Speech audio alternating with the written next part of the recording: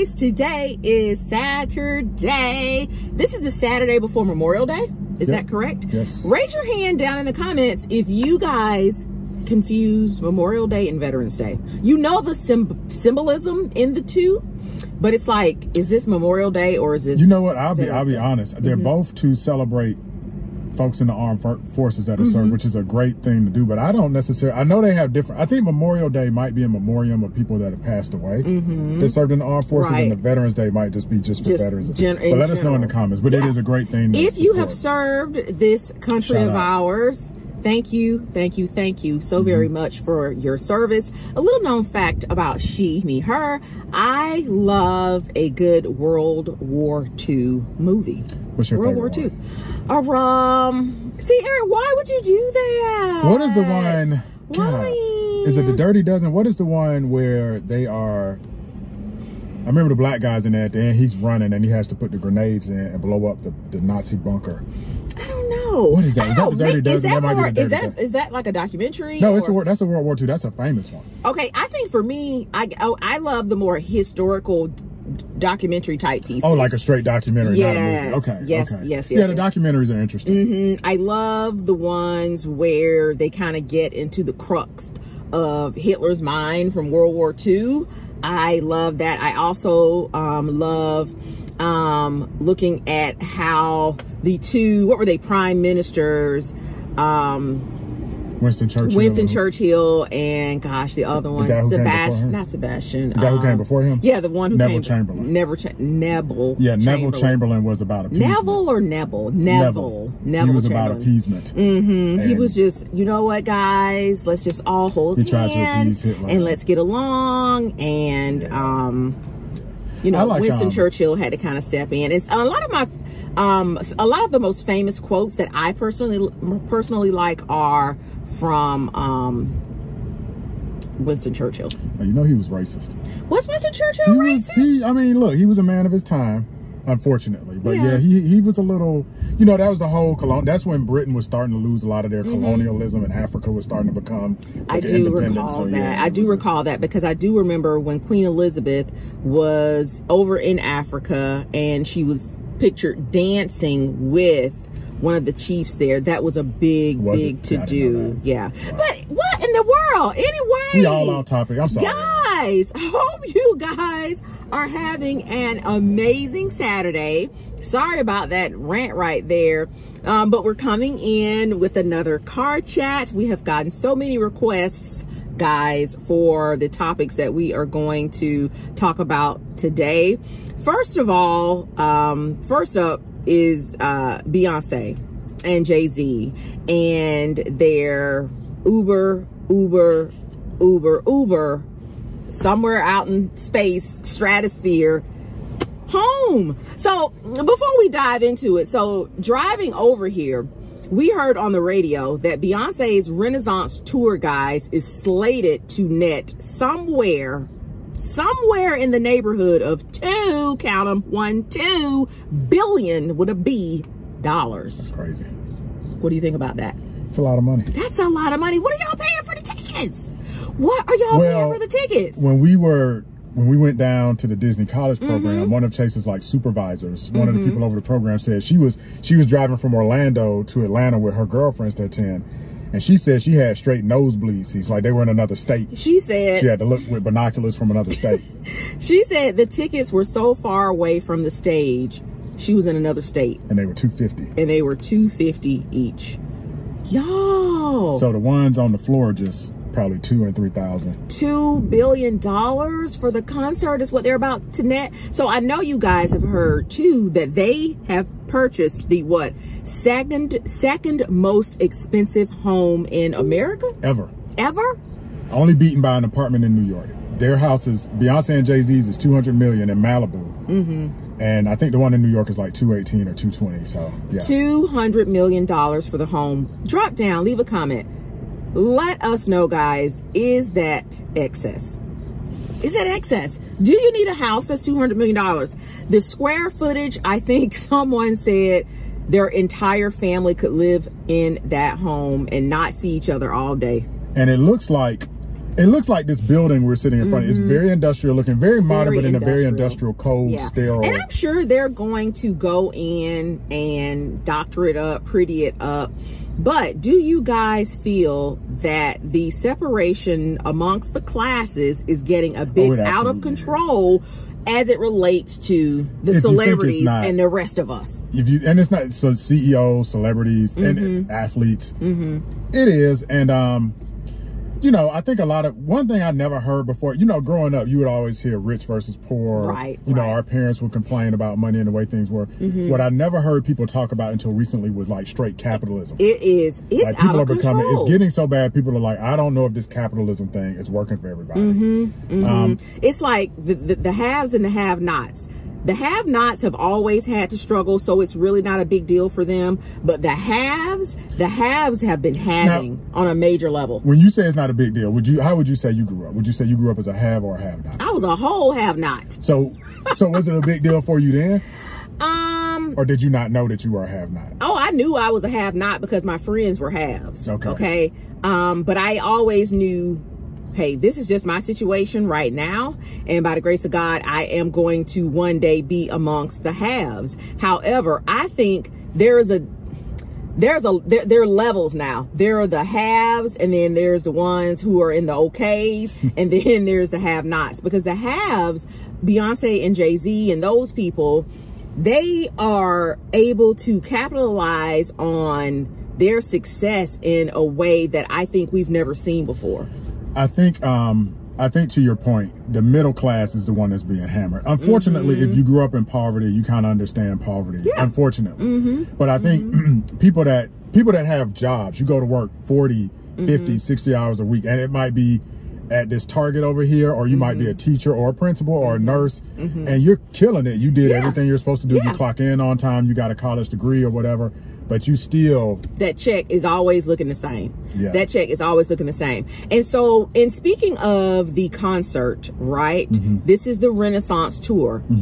We not going. And don't cry a river for us. We didn't want to go. But what I have seen on the interwebs is that apparently she has had some type of surgery prior to the concert. A lot of people have been saying, you know what, you know, Beyonce probably should have waited a little while before for this down payment on this house, having the surgery, because she's doing a lot of sitting and singing and a lot of doing the shoulder shimmying instead of really getting out there and letting it loose and spreading it wide the way she is. How old is Beyonce? I have no idea. She's in her 40s. I do understand that. However, in terms of a couple of stacks for tickets, Miss Ma'am, I need stilettos and I need splits and all the things that you were given before for those tickets. Now, if I can get, you know, a reasonably placed seat for $240, $280. So what's reasonably placed? What is worth, here's a good question. What is worth $250? Where are you sitting at a Beyonce concert for you? I don't do that. I'm just sorry. For $250, you wouldn't sit right at the stage?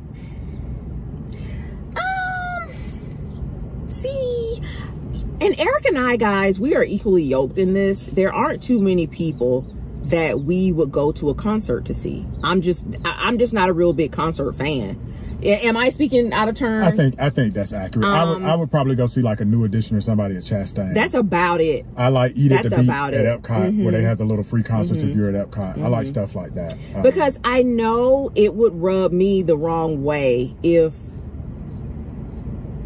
we weren't in the socioeconomic position we're in. I know it would absolutely rub me the wrong way to go and have spent money on a fit and the concert ticket, transportation to and from, and then they release after y'all done bought all those tickets that they got this $200 million home. You paying for their you don't like paying for their private jet in their house? By the way, before I forget, they also bought a $28 million Bentley.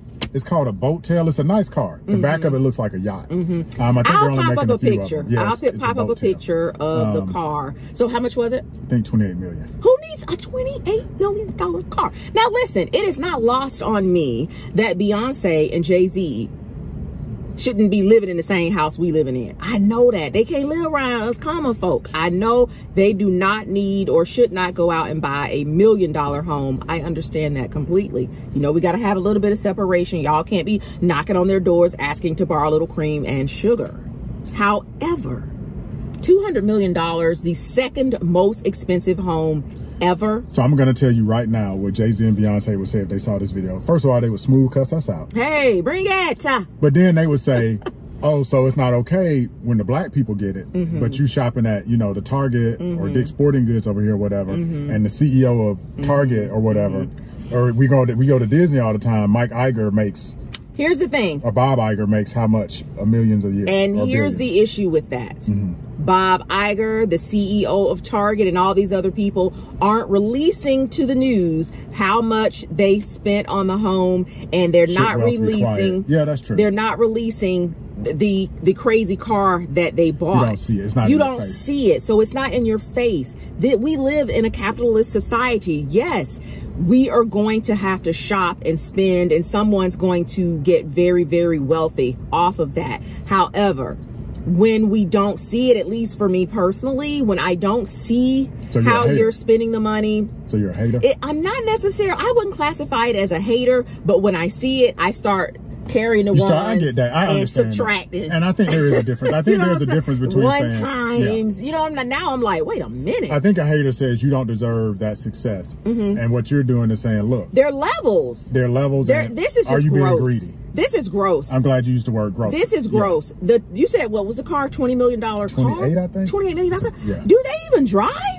Do they even drive? Yeah, when you get to that level, you don't even really drive. $28 million for the car, and then you go and spend $200 million on a house. And from what I've heard, it's a vacation house. So I'm not saying these people do not deserve what they have. I mean, Jay-Z is one of the greatest, one of the best that ever did it. Same thing for Beyonce. But I feel that when we look at how society is going now, especially post-COVID, a lot of people are really, really finding it difficult to get by. Well, I'm glad you used the word gross, because I think the larger issue is it's not necessarily Jay-Z and Beyonce. They are a little bit of a scapegoat here. I think it's capitalism becoming gross. Is the whole billionaire and wealth inequality thing just becoming unmanageable, unworkable? And I think that's the bigger issue. So I have recently started watching Downton Abbey. You know, this is like my 19th time watching the series. And so when I look and see just how the servants were treated, not in Downton Abbey, I don't think they were treated terribly, but there was definitely a class system. And so I feel with people like Jay-Z, Beyonce, Elon Musk, we are really headed back, I feel, in that direction. And it's funny because I've watched Downton Abbey with you 80,000 times against my will.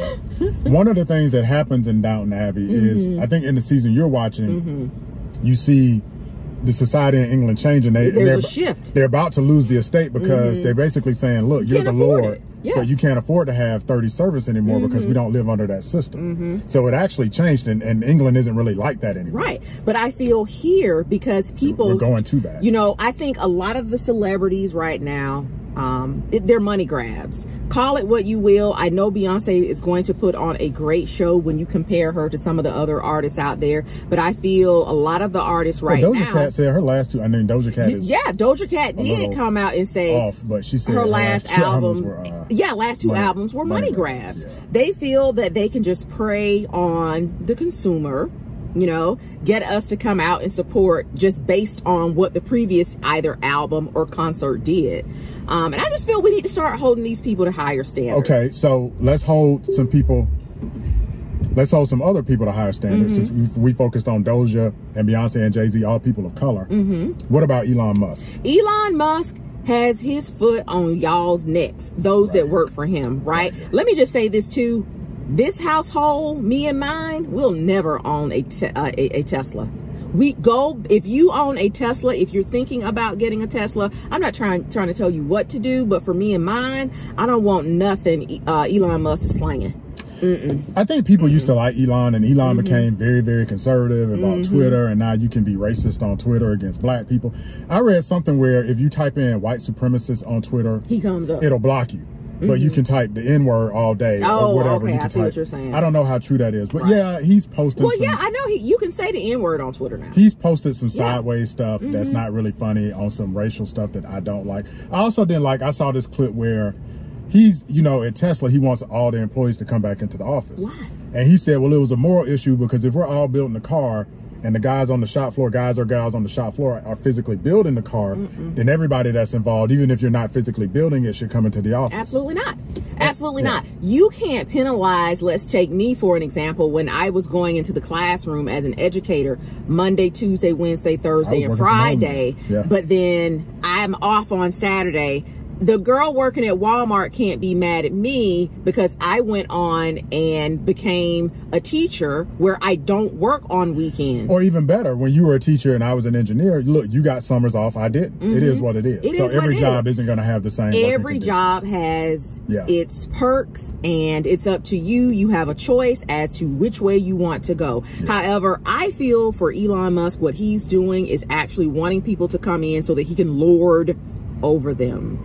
It is a power thing. He can't have that power dynamic over his minions if they're home, right? He feels, I think he said that they're not as productive when they're working from home. So I've worked from home for about 23, 24 years. I worked in a factory as an engineer, a manufacturing engineer, literally for about 3 years. And after that, worked from home. Right. If you're a professional, you get measured by your goals. Complete this project by this time frame. You don't need somebody lording over you. And so I'm not sure if he's talking about, you know, every position. He is. So he's talking about every position. He is. He wants everybody to come back. So there are positions within the Tesla engineers, a lot of engineering. Those are white collar workers. And as a white collar worker, you have gone on to college and even received degrees after that and beyond, I would imagine, so that you don't have to be, you know, you don't have to be micromanaged. I think he could say, look, come in 1 or 2 days a week. That's what my brother does. He goes into the office. He has days at home, and then he has to go in a certain number of days a week. I think that's fine. If all the engineers, for example, need to meet and discuss the latest release or whatever, that's fine. But I think it's just, I think there's a certain type of man from a certain generation that feels that they are not in control over their dominion unless you are in their face and they're saying, you need to do this, you need to do that, do it this way or you're fired. And you saw when he went in, when he first took over Twitter, and he did all that firing. Everybody's getting cut. Everybody was sliced. Corporate America has to start offering employees more. I think if, you know, the pay isn't what it needs to be, you're not getting cost of living increases, you're not getting raises, the middle class is getting squeezed, the least you can do is let people work from home a few days a week. And also, it's great for cities like Atlanta. We can't put anybody else on the road. We can't. And then COVID has shown us that the world doesn't necessarily have to shut down because people aren't driving into work. It's also great for parents. You know, we take for granted, you know, Chase was homeschooled for a lot of his education, but dropping your kids off at elementary schools and then it backs up traffic. If you have 2 or 3 days a week where you can drop your child off at elementary and go right home and not have to wait in line and clog up rush hour, that is awesome. It makes everybody's day better. It does. But drop down, guys, leave a comment, let us know what you think about the whole Elon Musk. Do you guys drive Teslas? Look, I'm not saying go out and trade your car in. No, and I was, you know, they're cute little cars. I was probably this close to getting a Tesla several times. It's not, but it's just right now. A little bop around the city, but this was before, you know, we really knew who this man was. And look, who's to say that BMW heads aren't around here being racist or whatever. You never know what these But here's the thing, though. Keep your mouth closed. We don't know how stupid you are until that right there. You start talking. You know what I'm saying? But anyway, let's move on to the color purple. Let's move on to the color purple, guys. I know you guys have seen the trailers for the color purple. Raise your hand down in the comments if you've seen the color purple. If you haven't, I mean, gosh, I don't know where you've been.